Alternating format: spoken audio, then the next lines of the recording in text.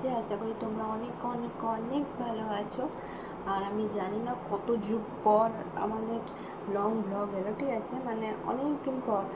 তো যাই হোক, বেশি ফালতু কথা না বলে চলো একদম মেনিয়াতে যাওয়া যায়। তার আগে একটু বল দিই, আজকে আমরা যাচ্ছি একটা দিদির জন্মদিনে, ঠিক আছে, আমার দিদির ফ্রেন্ডের, আমার দিদির খুব ক্লোজ একটা ফ্রেন্ড, আর আমারও খুব মানে খুব কাছের একটা দিদি বলতে পারো। মানে আমার যাই হোক আমার অনেক ভালো দিদি। তো তারই আজকে জন্মদিনে যাব। তো আমি উঠে গেছি, এখন বিকেল 5:30 বাজছে, ঠিক আছে, আমি উঠে গেছি, আমার দিদি এখনও পর্যন্ত পুরো ঘুমাচ্ছে। তো আমি তাড়াতাড়ি রেডি হই, তা করতে উঠে যাবো, ঠিক আছে। তো চলো, দেখতে পাচ্ছ আমিও এই ঘুম থেকে উঠলাম, চোখের মুখের অবস্থা দেখেই বুঝতে পারছো। তো চলো তাড়াতাড়ি রেডি হয়, তাড়াতাড়ি বেরোতে হবে। তো ঘর অনেক তাড়াতাড়ি যেতে বলেছে আমাদেরকে, তো যাব, তার আগে রেডি হয়নি, চলো বাই। গায়ের দেখা পরে আমি ড্রেসটা পরে নিয়েছি, ঠিক আছে, রেডি মানে আমি হয়ে গেছি। আর মেকআপ এখনও করিনি, মেকআপ করবো।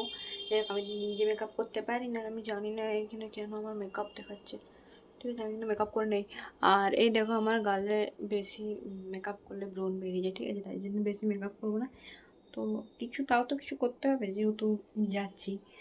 তো চলো দেখি এখন কী করি। আমি রেডি হয়ে গেছি, তোমরা দেখতেই পাচ্ছ, ঠিক আছে, বেশি কিছু লাগাইনি, খালি লিপস্টিক, কাজল আর একটু মেকআপ জাস্ট, ঠিক আছে। আর এই যে, আর আমার জামার কালার দিদিভাই জামার কালার যদি ম্যাচিং হবে দেখাই দিদিভাইকে।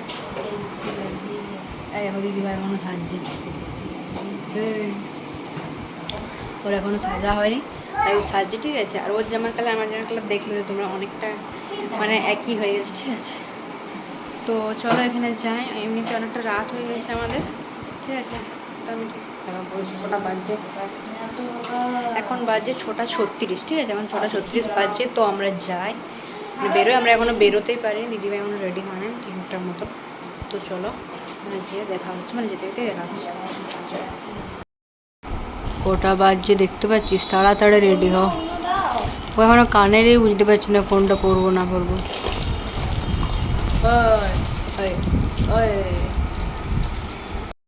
ফাইনালি এখন আমরা বেরিয়ে পড়েছি, আর রাস্তাটা দেখেই তো বুঝতে পারছো কতটা অন্ধকার, আমি ভালো করে ভিডিও করতে পারি।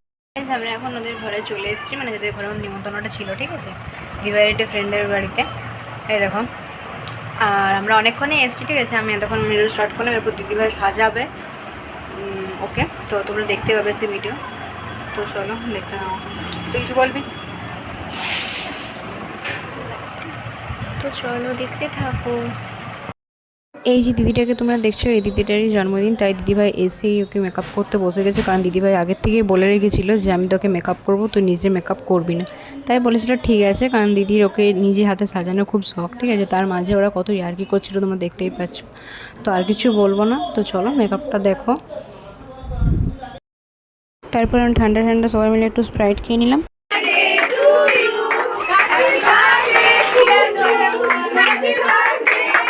আমার গপুর সঙ্গে দেখা গেলো, যেটা দেখে আমার মনটাতে একদম খুশ হয়ে গেছিলো।